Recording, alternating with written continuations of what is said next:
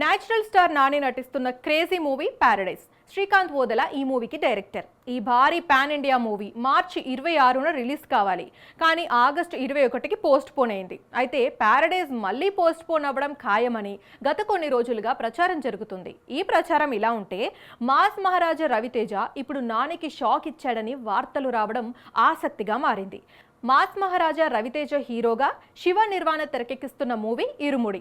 ఈ చిత్రానికి సంబంధించిన the heart of irumudi glimpse కు వచ్చిన అద్భుతమైన స్పందనతో సినిమాపై ఇప్పటికే భారీ అంచనాలు నెలకొన్నాయి. భక్తి, కుటుంబ భావోద్వేగాలు, యాక్షన్ అంశాల సమ్మేళనంగా తెరకెక్కుతున్న ఈ చిత్రం అన్ని వర్గాల ప్రేక్షకులను ఆకట్టుకునేలా ఉండబోతుంది.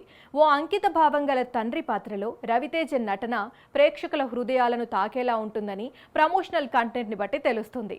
గ్లిమ్స్ కు వచ్చిన విశేష స్పందనతో ఉత్సాహంతో ఉన్న చిత్ర బృందం తాజాగా సినిమా విడుదల తేదీని ప్రకటించింది.